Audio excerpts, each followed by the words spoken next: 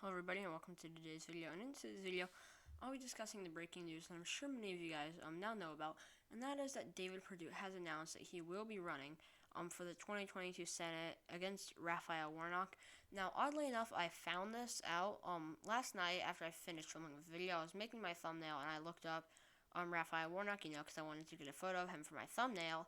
And I saw the news, and I was very interested. I was going to put it in the comment section that I had not realized that, and that I could have, or that I was maybe going to put the changes that it could have made, but I'm probably just going to put the changes in this video. So this seat is already safe. That's Jon Ossoff's seat. But Warnock's seat I had labeled not as till as lean for the Democrats. Now we go look at the 20 Senate map, if it will load. Sorry, I have a lot going on right now on my computer. I did close a lot of tabs because I'm working on something kind of big, so I have a lot of tabs open. But we can go look at these two Georgia results. Ossoff beat Perdue. He beat him by 1.2. That rhymes. I realized that it was gonna rhyme, so I did it on purpose because I felt like it. So he beat him by 1.2. So a fairly large victory, but even larger victory, and this is the seat. Raphael Warnock won by 2%. Now, Kelly Loeffler is not a very good candidate. She was an awful candidate. But neither was David Perdue. He still lost by 1.2% to who I would argue is actually both Ossoff and John Warnock were fairly, or John Warnock, Raphael Warnock and Jon Ossoff were both, I would argue, fairly strong candidates. They weren't amazing, but they also weren't awful. So, if he did this well against Ossoff, he'll probably still end up losing against Perdue. He'll probably end up losing against Warnock. So many names. I'm so sorry. I'm just I know these names. I'm just not thinking. He'll still probably end up losing against Warnock, and that's because he did win by 2%, and he will be the incumbent. And we could actually, at this point, see a 2-3% victory. Now, if we go look at this county map, and I'm kind of just going to go analyze some of this a little bit, Warnock won by over 20% in Gwinnett County. In Cobb County, he won by over 13%. He won in Newton County by 16%. Chatham County almost by 20%. He could have, I believe Biden actually won it by 20% or more. I might be wrong on that. I'm trying to load this. Yeah, okay, let's go take a look at Chatham County. Yeah, Biden won it by a little, I believe a little more. But he still did fairly well there. But he did very well in a lot of these Atlanta suburbs. I honestly, though, should this happen, considering the fact that the state will be shifting to the left, this is very good news. Before now, Doug Collins was the favorite for the GOP. He was the GOP favorite to be the nominee, because not only had he run for Senate in 2022, he had almost won. He had almost beat Kelly Loeffler. I don't think I have the results of that right now, so apologies about that. But I actually didn't almost beat Kelly Loeffler, but he did. He came in third place because there were 3 people in the race, but he was one of the big names. He was someone that a lot of people talked about as potentially being the person to go into the runoff. So he did pretty well. So he was the favorite before now, and he could have made this race very competitive. It probably still would have gone to the Democrats, but we could have seriously seen a tilt red Georgia, which is a weird thing to see now.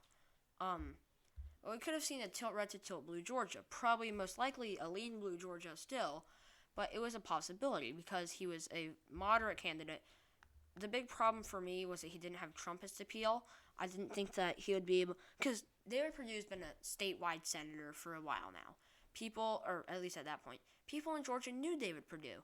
But I think about Doug Collins, people from his district probably knew him. People maybe from other districts, or people who were invested in politics, but not people who look at politics here and there, because I'm obviously invested in politics. I have a YouTube channel about politics. I don't know the names of every congressperson in my state. I know the name of every senator from every state and whatnot. I don't know the name of every congressperson from my state. So it's not a thing that a lot of people know. My state has a lot of congress people, but it's not a thing that a lot of people know.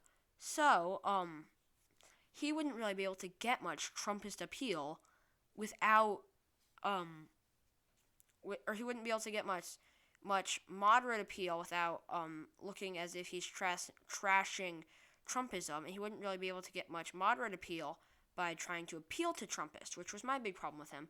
But now the thing about Perdue is he's a candidate that we've already seen lose.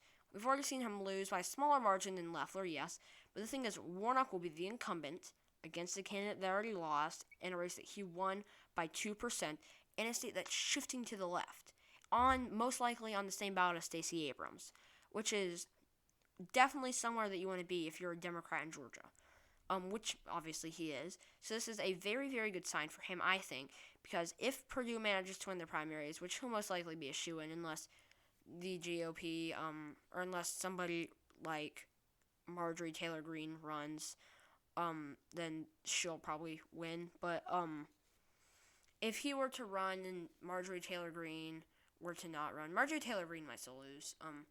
But if he were to run and no more Trumpist candidate would run, the thing is, Warnock's not gonna lose any support. He might, yes, lose voters, but he's not gonna lose any support from Ossoff. He's most likely gonna improve on Ossoff's numbers, potentially improve on his own numbers, potentially get a 3% margin of victory, especially if he goes to the Senate and does what the people in Georgia elected him to do. This is a very, very good sign for Democrats in Georgia, because now, also, obviously, Perdue was disliked. People didn't like Perdue. A lot of this was because of the insider trading scandal, and if he's able to bring out voters to vote against Perdue, he'll be bringing out voters to vote against Kemp and Stacey Abrams doing the same, vice versa. And this is a very good sign for him. And now, the thing about Kemp and Perdue is Kemp and Perdue are both similar in that they are more traditional Republicans who still support Donald Trump. And in Georgia, if you're somebody that can hurt, or it can help and hurt. It depends on how it plays out. In Georgia, it hurt both of them.